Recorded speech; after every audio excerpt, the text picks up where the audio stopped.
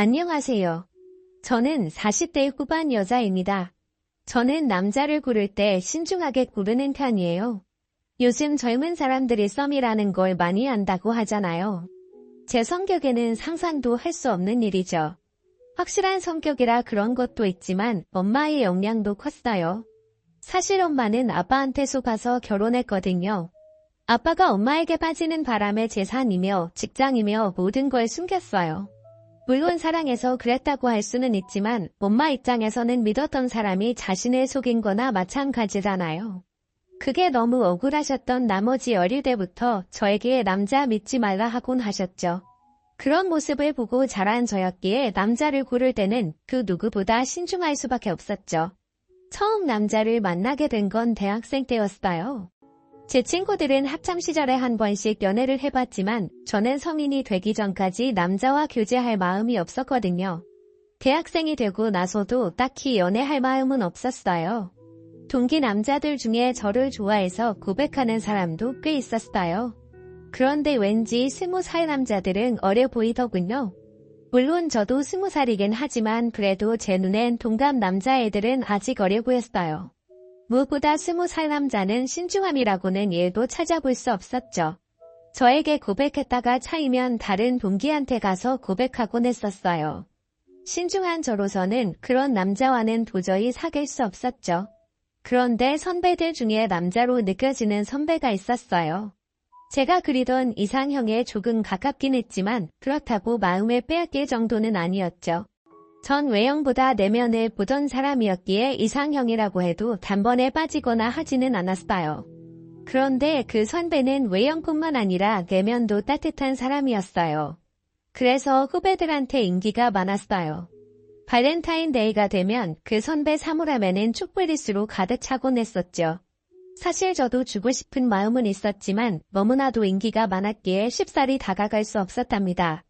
하루는 신입생들이 인사를 안 한다고 단체를 기합을 받는 날이 있었어요. 학번마다 기합 주는 선배가 정해져 있거든요. 그런 선배들은 꼰대들이 많았어요. 선배라는 권유를 내세워서 후배들을 마음대로 하곤 했죠. 제 대학 시절만 해도 후배들에게 육설을 퍼붓는다거나 폭행하는 행위는 비리로 유지했어요. 그런 일이 있을 때마다 분노가 끌어올랐지만 신입생은 아무 힘이 없었죠. 한참 기합을 받고 있는데 선배 한 명이 나타나서는 중지시키더군요. 다름 아닌 제가 좋아하는 선배였어요. 그 선배 이름이 유석 선배였거든요. 유석 선배는 기합을 주고 있는 선배에게 그만하라며 신입생들을 돌려보내라고 하더군요. 선배들 간에 실랑이가 벌어졌어요. 이러다가 큰일이 나는 게 아닌가 하는 생각이 들었죠. 유석 선배는 일단 저희를 밖으로 나가게 했어요. 그 모습에 기합을 주던 선배가 유석 선배 멱살을 잡더군요. 순식간에 손을 낚아채더니 기합 주던 선배를 내려 꽂아버렸어요. 바닥에 쓰러진 선배는 꼼짝을 못하더군요. 유석 선배는 다시 한번 신입생들을 괴롭히면 가만 안 둔다며 이 시간 이후로 기합을 없앨 거라고 했어요. 그 모습에 저뿐만 아니라 다른 학생들도 모두 반해버리고 말았죠. 심지어 남자애들까지 선배를 멋있어 했어요. 그날 이후 유석 선배의 인기는 하늘을 찔렀어요.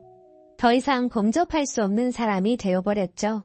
저는 선배가 운영하는 동아리에 들어가게 되었어요. 선배는 타악 동아리를 운영했거든요. 큰 북을 치는 동아리였기에 지금까지는 남자 학생들에게 인기가 많았지만 유석 선배가 동아리장을 맡고 나서부터는 여자 학생들이 더 많아졌죠. 전 선배 때문에 들어간 게 아니라 학창시절부터 사물놀이 활동을 해왔던지라 차출되어 봤었죠. 정원 추가로 들어가기 힘든 상황에 저만 차출되어 가니 많이들 부러워하더군요. 동아리에서도 선배의 인기는 하늘을 찔렀어요. 선배가 북을 치기 때문에 여학생들은 선배의 팔뚝을 구경하기 위해 모여들곤 했죠. 심지어 다른 동아리 학생들도 구경을 오곤 했었어요. 거기다 자장한 성격이었기에 악기 치우는 일을 후배들에게 시키지 않고 같이 하더군요. 다른 선배들은 그런 유석 선배의 행동을 싫어했죠. 그렇게 되면 후배들이 버릇이 없어진다고 하더군요. 그렇지만 유석 선배는 그런 반응을 전혀 신경 쓰지 않았어요. 하루는 동아리 회식이 있던 날이었어요. 모두들 유석 선배 옆에 앉기 위해 혈안이 되어 있었죠. 전 그 경쟁에 끼고 싶지도 않았어요. 물론 선배 옆에 앉고 싶은 마음은 있었지만 대학 입시보다 치열했기 때문에 마음을 접을 수밖에 없었어요. 그런데 선배는 저더러 옆에 오라고 하더군요. 할 이야기가 있다고 했어요. 심장이 미친 듯이 뛰기 시작하더군요. 의도치 않은 상황에 당황했어요. 그 전까지 저와 한마디도 나눈 적도 없고 심지어 친하게 지낸 적도 없었거든요. 그런 저에게 옆에 앉으라고 하니 당연히 당황스럽지 않겠어요? 전 모두의 시세를 받으며 선배 옆에 갔어요. 너 유선이 맞지? 나랑 이름이 비슷해서 쉽게 외워지더라고. 불편하게 있지 말고 편하게 있어. 혼내려고 부른 것도 아닌데 왜 이렇게 긴장을 해? 기합 주는 것 같이 보이잖아. 칭찬하려고 부른 거니까 긴장 풀어도 돼. 지켜보니까 내가 확실히 다른 친구보다 실력이 좋더라고. 어릴 때부터 해서 그런지 기본기가 탄탄한 게 느껴져. 그래서 말인데 동아리 부장 한번 해보는 건 어때? 조금 이르긴 한데 실력이 좋으니까 충분히 잘해낼 것 같아서. 내가 해주면 든든할 것 같은데. 해줄 거지? 평소 동아리에 애정이 있었기에 받아 할 이유는 없었죠. 무엇보다 선배가 저를 쭉 지켜보았다는 말을 혹해버렸어요. 저를 좋게 보고 있다는 말이잖아요. 그렇게 전 부장이 되었어요. 그 이후로 선배와 붙어 다니는 일이 많아졌죠. 자연스럽게 가까워졌어요. 다른 남자가 다가오는 건 부담스러웠지만 선배만큼은 전혀 부담스럽지 않았어요. 지내면 지낼수록 더 좋은 사람이라는 게 느껴졌죠. 무엇보다 반듯한 생활이 마음에 들었어요. 술, 담배도 전혀 하지 않고 수업도 빼먹는 일이 없었죠. 선배에 대한 마음이 더 커져만 갔어요. 그렇지만 소심한 성격이었기에 10살이 좋아한다는 말을 건넬 수 없겠더군요. 그렇게 선배는 졸업을 하게 되었고 전 좋아한다는 말 한마디도 못 해본 채 선배를 떠나보내야만 했어요. 세월이 흘러 저도 어느덧 졸업을 하게 되었고 취직을 하게 되었어요. 일만 하다 보니 건강이 조금씩 안 좋아지는 것 같더라고요. 그래서 등산 동호회를 가입했어요. 그런데 이게 웬일인가요? 거기서 유석 선배를 다시 만나고야 말았죠. 신기하게 또다시 동호회에서 만나게 되었더군요. 보통 인연은 아니라고 생각했어요. 선배는 저를 보자마자 많이 이뻐졌다며 반가워하더군요. 선배를 보니 예전의 감정이 슬쩍 돋아나는 기분이었어요. 등산을 하면서 저희는 급격히 가까워졌어요. 타지에서 혼자 생활했던지라 기댈 곳이 필요했는데 때마침 유석 선배가 다시 나타난 거죠. 사회 생활을 해서 그런지 예전처럼 소심하게 행동하지 않았어요. 선배는 당돌해진 저의 모습을 보며 좋아하더군요. 저희는 또다시 급격히 가까워지기 시작했고 이번에는 제 마음을 솔직하게 말했어요. 그렇게 저희는 긴 시간을 돌고 돌아 결국 만나게 되었어요. 학교 다닐 때도 그랬지만 여전히 반듯한 사람이더군요. 그런데 조금 이상한 부분이 있었어요. 유독 엄마를 많이 챙기더군요. 데이트하는 도중에는 엄마하고 통화를 하더군요. 처음에는 그 모습이 보기 좋았어요. 엄마와 친하게 지내는 아들의 모습이 보기 좋잖아요. 그런데 제가 생각했던 것보다 너무 자주 연락을 하는 거예요. 결혼까지 생각하고 있었기에 그 모습이 조금 불편하긴 했지만 그렇다고 뭐라 할 수 있는 건 아니잖아요. 결혼하면 괜찮아지겠거니 하고 넘겼어요. 그렇지만 아직까지는 결혼에 대한 확신이 없었어요. 남자친구가 얼마를 버는지도 자세히 몰랐거든요. 저보다는 잘 버는 것 같았지만 왠지 모르게 수입을 숨긴다는 생각이 들었어요. 결혼하기 위해서는 무엇보다 경제적인 부분을 분명하는 것이 중요하잖아요. 하루는 남자친구가 조금 이상하더군요. 좋은 식당을 예약했다며 마치고 저녁을 먹자고 했어요. 누가 봐도 프로포즈를 위해서 예약한 식당 같았어요. 전 속아주는 척을 했죠. 왠지 모르게 내심 기대가 되더군요. 아니나 다를까 제 생각대로 프로포즈를 하더군요. 멋지게 반지를 꺼내면서 결혼을 해달라고 하더군요. 속으로는 기쁘지만 겉으로는 너무 기뻐하진 않았어요. 그런데 아무리 봐도 반지가 너무 비싸다는 느낌이 들었어요. 제가 생각하는 범위의 가격이 아닌 것 같더군요. 물어봐야 할지 말아야 할지 고민을 하다 결국 물어봤어요. 오빠 그런데 이거 반지 비싼 걸로 알고 있는데 얼마야? 너무 무리한 거 아닌가 싶어서. 내 성격 알잖아. 이런 비싼 거 필요 없는데. 괜히 내 생각해서 그런 거면 다른 거라도 상관없어. 걱정하지 마. 내가 이 정도 반지 해줄 능력 없는데 결혼하자고 했겠어? 비싸긴 해도 충분히 내가 감당할 수 있는 금액이니까 부담스러워하지 마. 설마 부담스럽다고 결혼 안 하고 그러는 건 아니지? 결혼을 할 사이인데 얼마나 버는지는 알아야 할 것 같아서 물어봤어요. 오빠 결혼까지 약속한 사이면 대충 얼마 버는지는 다 알잖아. 그런데 난 오빠가 얼마 버는지 모르거든. 반지 사는 거며 하고 다니는 거 보면 내가 생각하는 것보다는 훨씬 많이 버는 것 같다는 생각이 들어서. 도대체 얼마를 벌면 그런 반지를 살 수 있는 거야? 너 지금 나 의심하는구나. 충분히 그럴 수 있지.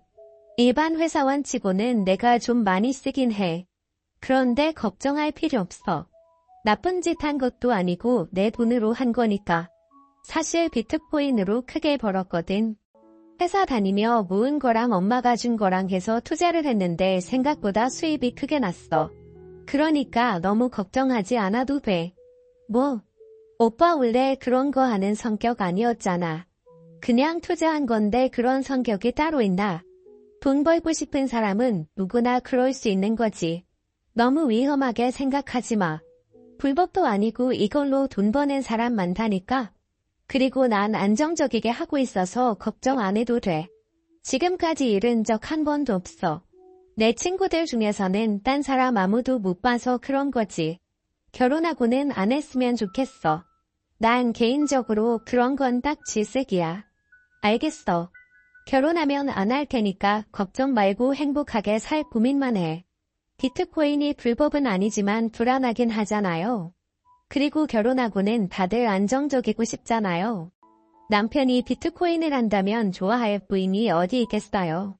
결혼을 하면 절대 손재지 않을 거라는 확답을 받아낸 뒤 저희는 결혼을 하게 되었습니다. 생각보다 신혼집 구하는데 어려움을 겪었던지라 잠시 동안은 오빠가 살던 집에 머무르기로 했어요. 두 분 집에 같이 살다 보니 불편한 점이 한두 가지가 아니더군요. 어서 빨리 집을 구해 나가야겠다는 생각뿐이었어요. 그런데 오빠는 집을 구할 생각이 전혀 없어 보이더군요. 거기다 하루 종일 핸드폰만 만지고 있었죠. 제가 알던 옛날의 모습이 아니었어요. 같이 있을 때나 밥을 먹을 때도 온통 핸드폰만 바라보고 있었어요. 하루는 핸드폰을 뺏어서 봤죠. 제 생각대로 비트코인을 하고 있다군요. 결혼 전 하지 않겠다는 약속을 어긴 것이었죠. 오빠 내가 이거 하지 말라고 했지. 결혼하자마자 약속을 어기면 어떡해. 이런 사람인 줄 알았으면 진작에 결혼 약속하지 않았어. 원래 이런 사람 아니었잖아. 도대체 비트코인이 뭐라고 사람을 이렇게 만들어 놓는 거야? 유선아 걱정 마. 이번 상승만 끝나면 바로 뺄 거야. 내가 혼자 좋으려고 이러는 줄 알아? 우리 신혼집은 남 부럽지 않은데 가야 할 거 아니야. 이번만 잘 버티면 좋은 아파트 장만할 수 있으니까 걱정 말고 조금만 기다려줘. 이것만 끝나면 절대로 안 할게. 맹세한다니까. 미쳤어? 거기 우리 신혼집 돈까지 다 넣었다는 거야? 거기 오빠 돈만 있는 거 아니잖아. 도저히 못 참아. 어서 빼.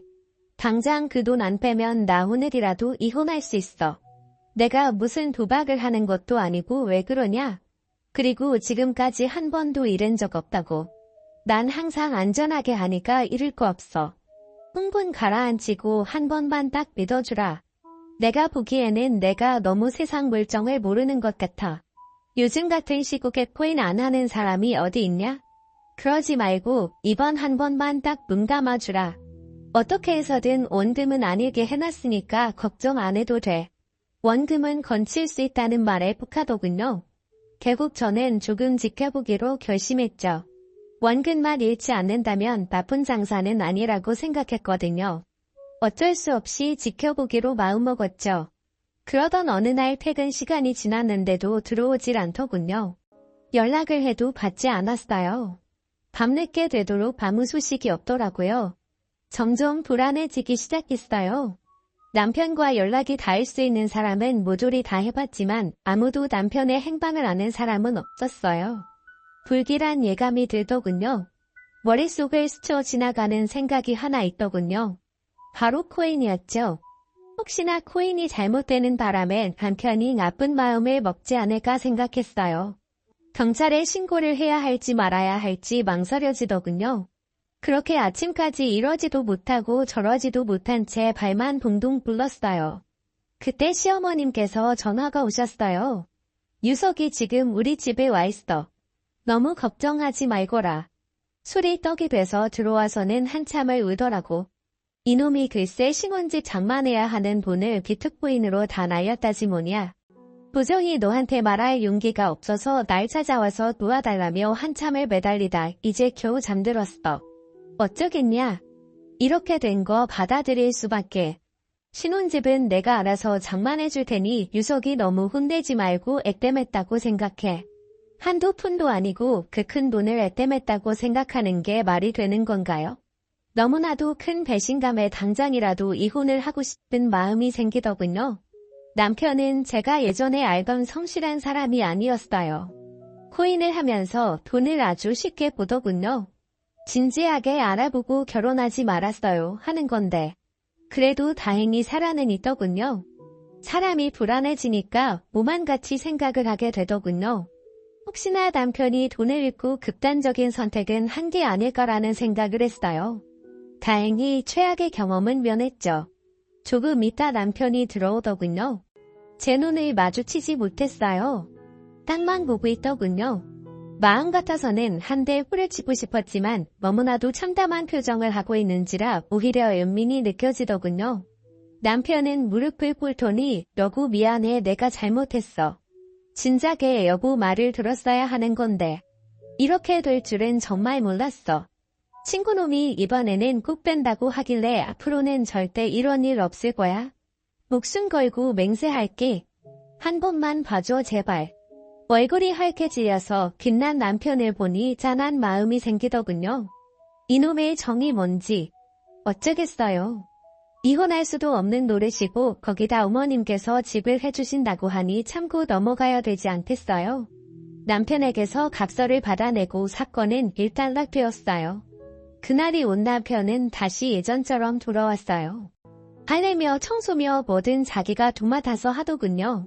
그렇지만 좁아터진 집구석에서 단둘이 지내게 되니 계속 코인으로 날린 돈이 생각나더군요.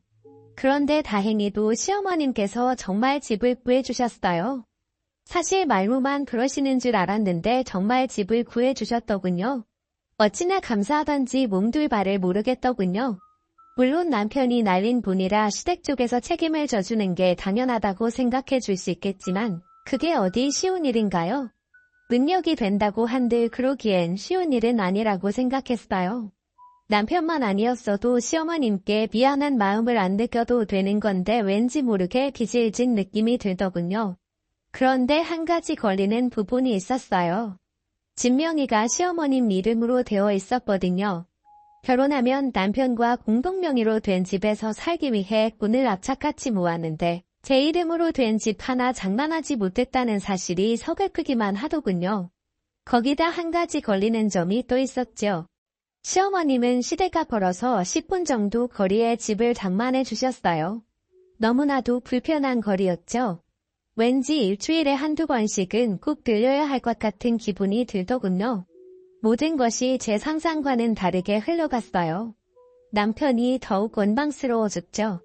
그러던 어느 날 퇴근 후 제가 먼저 집에 들어오게 되었는데 누군가 집 안에 있더군요. 남편과 방금 통화했을 때만 해도 회사라고 했었거든요. 전 도둑이 든 줄 알았죠. 그런데 현관에 신발을 보니 어머님 신발이지 뭐예요. 어머님 어떻게 들어오셨어요? 어떻게 들어오긴 아들한테 기밀번호 물어보고 들어왔지? 오늘따라 엄마가 해준 갈비찜이 먹고 싶다며 해놓고 가라지 뭐냐. 유석이가 내가 해준 음식이 입맛에 안 맞는가 봐. 그 애가 어릴 때부터 워낙 입맛이 까다로웠거든. 나 말고 다른 사람이 해주는 음식 일체 먹지도 않았다니까. 심지어 애들이 환장하는 피자, 치킨도 마다하고 내가 해주는 음식만 찾는 아이였어. 결혼하면 어쩌려나 걱정했는데 다행히 별말 없어서 마누라 음식이 입맛에 맞는가 보다 생각했는데 그게 아니다구나. 여태껏 참으면서 살았다지 뭐야. 내가 해준 음식이 맛없어서 그런 게 아니고 그의 입맛이 워낙 까다로워서 그런 거니까 너무 신경 쓰지 마라. 그리고 너도 일하는데 제대로 밥할 시간이 어딨냐. 내가 가끔씩 와서 밥 차려주고 갈게. 부담될 생각 없다. 그냥 너희 없을 때 잠시 왔다 갈 거니까 너무 신경 쓰지 말거라. 대한민국 어떤 며느리가 이런 상황에 신경을 쓰지 않을 수 있겠어요. 순간 남편이 미워지더군요.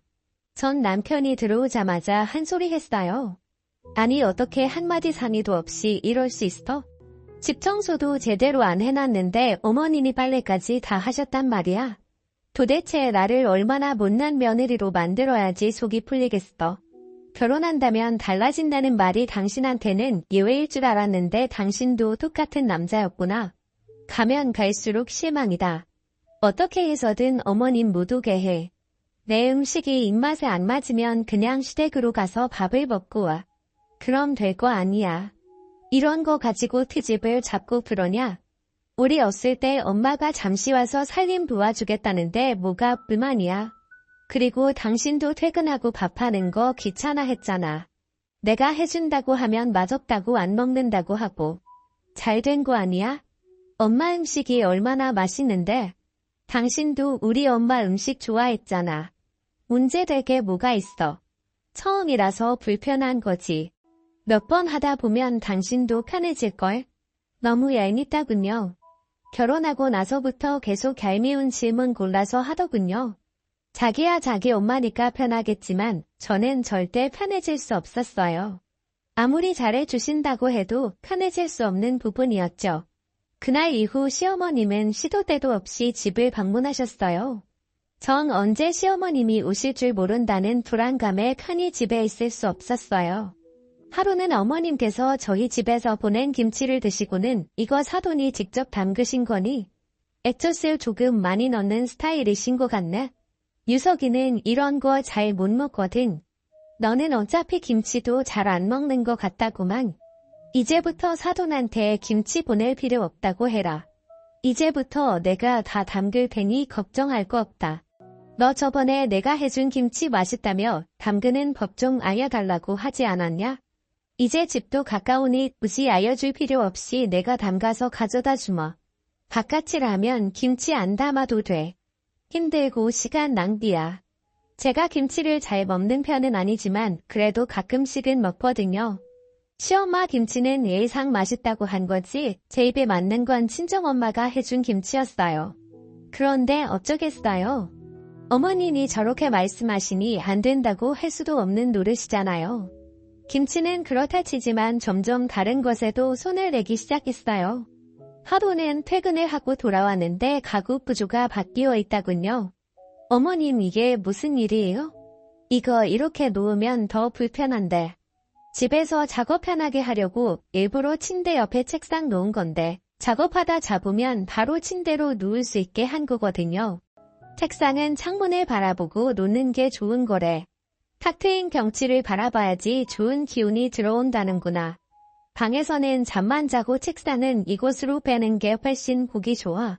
잠자는 곳인데 옆에 지저분하게 그게 뭐니? 선들도 엉켜있고. 내가 정리하는 애는 기통차게 하거든. 바깥 일이랑 마찬가지로 집안 살림도 계속해야지 느는 거야. 그건 알겠는데요. 그래도 여기는 제가 생활하는 공간이잖아요. 무엇보다 제가 편한 게 우선인데 이러시면 어떡해요? 집이 남한테 보여주는 공간도 아니고 자기 편하자고 사는 공간인데 이렇게까지 하시는 건 아니라고 봐요. 내가 지금 나조차 하고 이러는 줄 아니?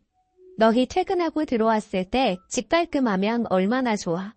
다 너희들 위해서 이렇게 하는 건데 참 섭섭하게 말하는구나.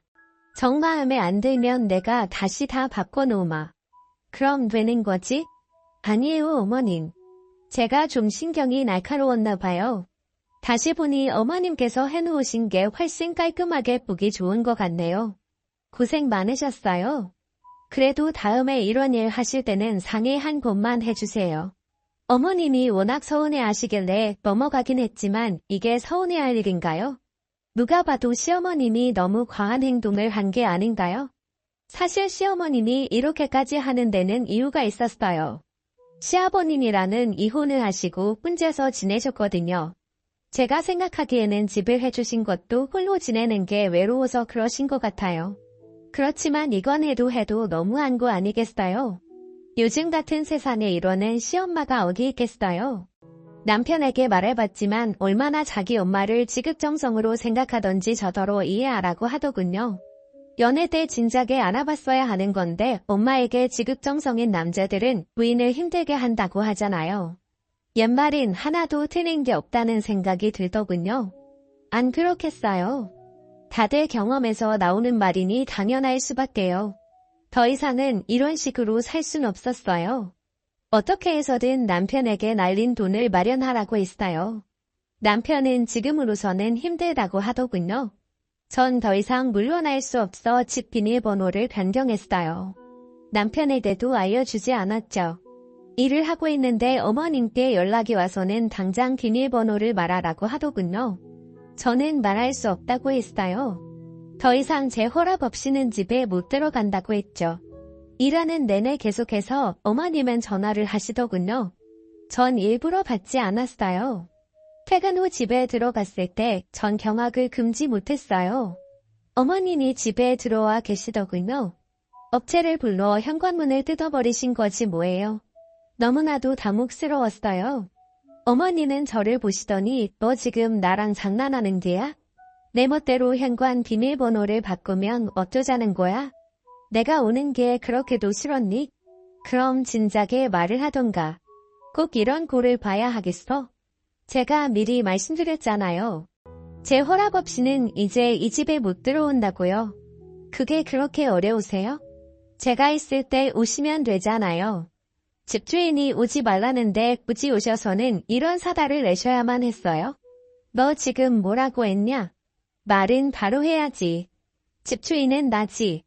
이 증명이 누구로 되어 있는지 전화본데 내 이름으로 되어 있어. 허락을 해도 내가 하든가 말든가 하는 거지 어디서 내 멋대로 행동하고 있어? 힘들 때는 고맙다면서 어쩔 줄 몰라 하더니만 내가 몇 번 해서 집안일 좀 해줬다고 토라져서는 이러는 게 웃기지도 않니? 너 지금 뭐라고 했냐? 말은 바로 해야지. 집주인은 나지. 이 증명이 누구로 되어 있는지 전화본데 내 이름으로 되어 있어. 허락을 해도 내가 하든가 말든가 하는 거지 여기서 내 멋대로 행동하고 있어? 힘들 때는 고맙다면서 어쩔 줄 몰라 하더니만 내가 몇 번 해서 집안일 좀 해줬다고 토라져서는 이러는 게 웃기지도 않니? 너 지금 나랑 기싸움 하자는 거냐? 도대체 내가 못해준 게 뭐가 있어서 이런 꼬락서니를 비우는 게야? 물론 내 아들이 돈 날려서 억울하긴 하겠지만 너도 책임이 없다고 할 수는 없지. 부부 생활에 한 사람의 책임이란 없다. 결국 너도 그걸 허락해줬으니 이런 일이 벌어지는 거 아니냐? 현관문까지 뜯고 들어와서는 적반하장으로 나오시는 어머님의 모습을 보고 있자니 한숨밖에 안 나오더군요. 더 이상은 이 집구석에서 살기 싫었어요. 그냥 좁아터진 집에 살더라도 아무런 간섭도 받지 않고 살고 싶었죠. 어머님, 집 해주신 건 고마운데 누가 해달라고 했어요? 그리고 어머님도 그 애한테 비트코인 해보라며 부추기셨다면서요. 다 들었어요. 처음에 시작한 계기도 어머님이 해보라고 해서 했다고 하던데요. 집 구해주신 것도 미안하셔서 그런 거 아니에요? 저희 신혼집 못 구한 건 어머님도 어느 정도 책임이 있으신 거예요. 너 지금 말 다 했냐? 이제야 본색을 드러내는구만. 오냐오냐 해주니까 아주 머리 끝까지 기어오르라고 해. 지금까지는 밖에서 일하고 들어온다고 봐줬는데 더 이상은 그러면 안 되겠어. 앞으로는 내 마음대로 왔다 갔다 할 거니까 그렇게 할 거라. 한 번만 더 비밀번호 변경했다가는 그땐 정말 가만 안 있을 줄 알아. 이럴 거면 처음부터 집을 구해주지 말던지. 남편에게 이 사실을 말하니 남편은 오히려 어머님 편을 들더군요. 순간 혈압이 치솟아 올랐어요. 어릴 때부터 부모님이 싸우는 걸 보고 있으면 절대 아빠 같은 남자는 안 만나야지 맹세를 했는데 아무 소용이 없더군요. 이렇게 신중히 고른 남자마저도 이 모양이니 결혼은 마치 로또라는 생각이 들더군요. 남편은 어머님이 이혼하시고 접촉하셔서 저런 거라며 계속해서 시어머님 편을 들었어요. 도대체 뭐가 당당해서 저러는 건지 이해가 안 되더군요. 그럼 당신이 애당초 이런 일을 만들지 말던다. 이게 다 당신 때문에 벌어진 일 아니야? 또 코인 얘기하려고? 그만 좀 해라 제발. 언제까지 우려먹으려고 그러니? 내가 손발이 닳도록 사과했잖아. 내가 혼자 잘 살아보겠다고 그랬냐? 다 너 행복하게 해주려다가 이렇게 된 거 아니야. 그런데도 계속 그렇게 삐딱하게 굴고 싶어. 그리고 다른 집 같았으면 이 정도 집 장만해주지도 못했어. 우리 엄마 정도 되니까 해주시는 거지. 입장 바꿔서 당신이 돈 다 날렸다 치자. 그럼 어떻게 됐을 것 같아? 장인어른 장모님이 이런 집 장만해 주셨겠어? 천만에 절대 안 해주셨을걸? 안 해주시기보다는 그럴 능력도 없이지. 이제야 남편의 본 모습을 알게 되었어요.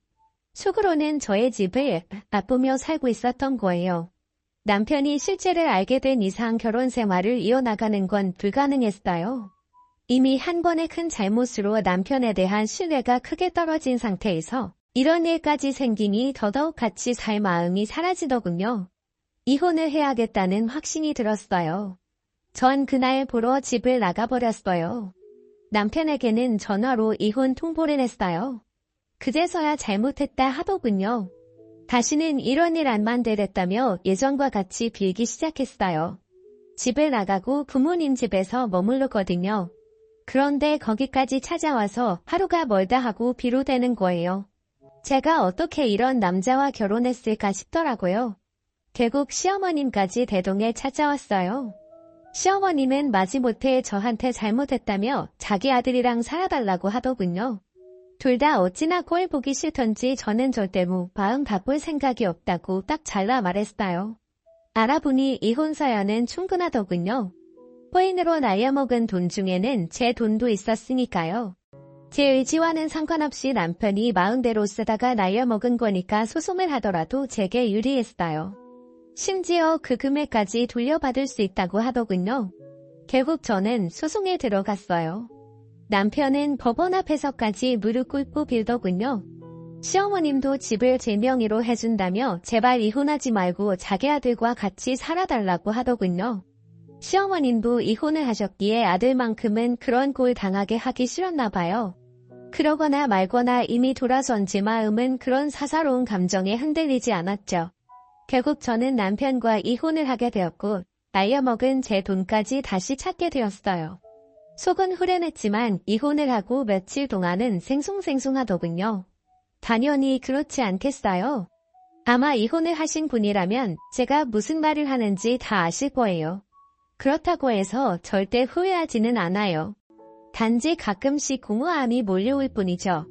그 공허함을 극복하기 위해 취미생활을 시작했어요. 예전부터 손으로 만드는 걸 좋아해서 가죽 공방을 시작했죠. 그런데 생각보다 적성에 너무 잘 맞는 거예요. 거기다 손재주도 좋아서 그런지 지인들에게 선물을 하면 더 만들어 달라고 부탁을 하는 사람까지 생겼어요. 그런 제 능력을 살려서 지금은 자그마한 공방을 차려서 운영하고 있답니다. 얼마나 행복한지 몰라요. 그리고 전 남편이랑은 같은 대학이다 보니 가끔 소식을 듣게 되거든요. 들려오는 소문에는 아직도 정신을 못 차리고 코인을 한다고 하더군요. 대학 동기들 중에는 돈을 빌려줬다 못 받은 사람도 있다고 하네요. 그런 소식이 들을 때마다 이혼하길 100번 1000번 잘했다는 생각밖에 안 들더군요. 그러거나 말거나 이제 남 일이니 신경 쓸 필요 있겠어요. 저만 행복하면 장땡이죠. 아무튼 전 지금의 생활에 너무 만족하며 지내고 있어요. 이 행복을 지키기 위해 그 누구보다 최선을 다해 살고 있습니다. 불신이라고 의기소침해지지 말고 저처럼 모두 행복한 삶을 찾았으면 하는 바람입니다. 오늘의 사연은 여기까지입니다. 감사합니다.